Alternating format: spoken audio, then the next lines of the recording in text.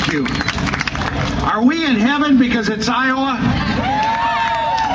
First, I want to say thank you to all of you that have shaken my hand, that have said hello. This is the essence of how we elect a president. Grassroots, handshaking, meeting people directly. Iowa should make the decision on who's the next president, not the smarty pants set in Washington, not those other states that want to come before you. So, is it going to be Iowa? I'm running for president because I believe we need to bring this country together. We need change in this country. We're a deeply divided America. The Iraq War, health care, a middle class that wants a voice, the fact that every American deserves the best possible health care, the fact that we need to become energy independent. But this is what I will do on my first day as president. I will get our troops out of Iraq. And it will be with a diplomatic plan to ensure that there's a reconciliation, a partition, a division of oil among the three groups, an all-Muslim peacekeeping force. And we will have Iran and Syria participate in a new scheme of peace for the region. We'll focus on the Middle East issue, but none of this can happen without bringing all our kids home. Close to 100 per month are dying. And in order for the peace to start, we need to leave no residual troops and bring them home as fast as we can. And then I commit to you that we will take care of our veterans in this country. We will make sure that our VA hospitals are properly staffed, that we don't have a VA system like Walter Reed. And here's my plan for health care for our veterans. From now on, every one of our vets will get a Heroes Health Card, and they can get their health care anywhere they want, all over this country, in any county, in any facility. The second day that I'm in office, I will announce a plan to revitalize America's schools. And the first thing that I will do, I'll get rid of No Child Left Behind. And we will have a minimum wage for all our teachers. The key to a good education is a strong teacher.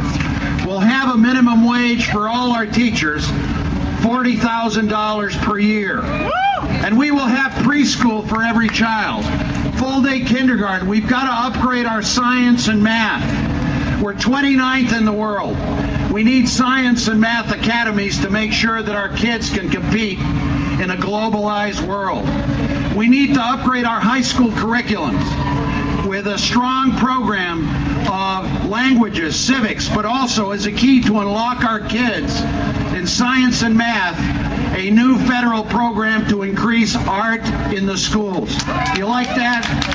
And we will also have a universal scholarship for all our college students. If we can spend $450 billion in Iraq, we can educate America's kids. We can educate all Americans.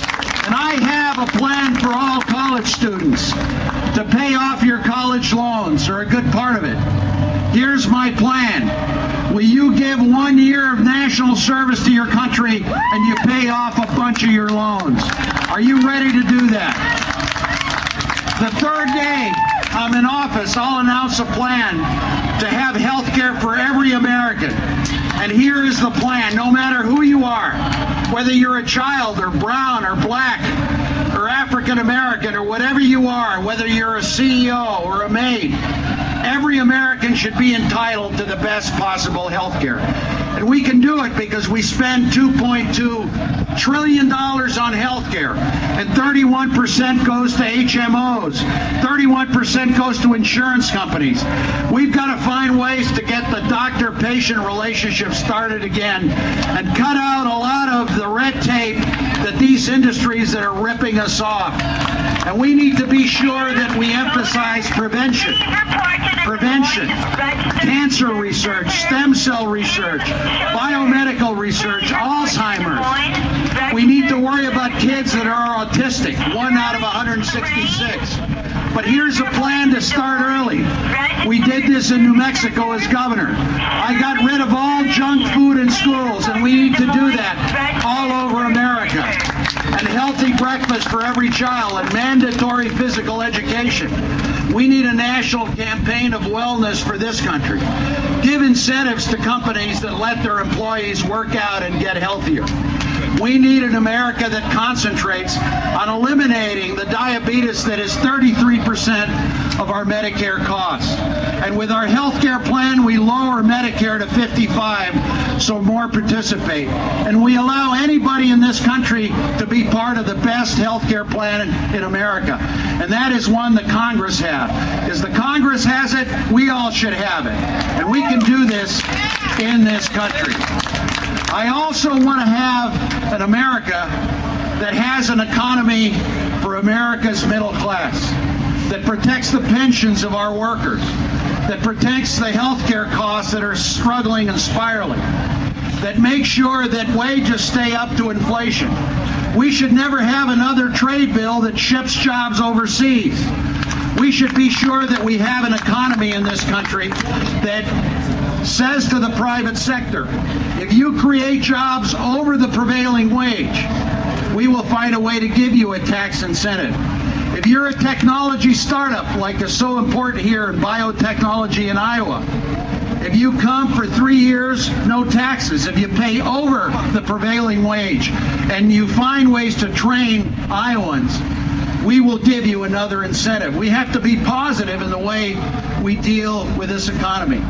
And we've got to be sure that this $9 trillion debt that has been created by this administration is eliminated, and we protect Social Security, we protect Medicare, we protect health care and education for our people. And that is going to take some very tough medicine. That is going to take eventually a major effort to balance the budget. A line item veto, get rid of corporate welfare, get rid of earmarks. But we got to be tough to balance our budget so our social programs and investments in America happen. My last point is energy.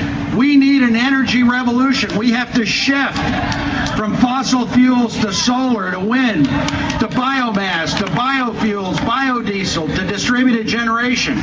We need to do it like John F. Kennedy said, within 10 years, like when he said we're going to the moon.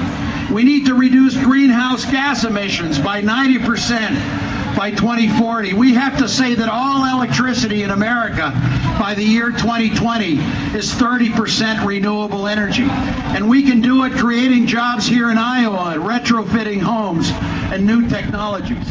And we've got to say to the oil companies and the coal companies and the nuclear companies that you no longer will guide energy policy in America.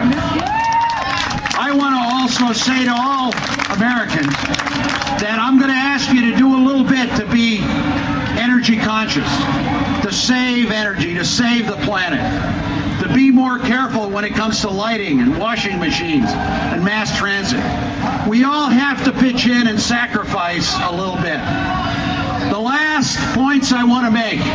If I'm elected president, I commit to you that I will follow the Constitution of the United States. And that I will not go to war without the consent of Congress. And that I will get rid of those examples of terrible American human rights policy like Guantanamo. It is gone. And we're going to restore habeas corpus. And we're going to say that torture as a tool in our foreign policy is now gone. And we're not going to eavesdrop on our citizens unless there's a court order. And I want you to know that I would say to my vice president, you are a member of the executive branch. And I'm going to say to Dick Cheney, you're out of a job. Leave town and go hunting. I also want you to know that we will return to an America internationally that will reflect our ideals and our foreign policy and our commitment to democracy. We will care about a world, and we will try to do a major effort to deal with international poverty, AIDS, and refugees. genocide in Africa. Why don't we care about Africa? Why don't we care about Darfur? Why didn't we care about Rwanda? Our foreign policy should be about our ideals. And I remember years ago when Iowa's energy and agriculture used to feed the world. You used to feed the world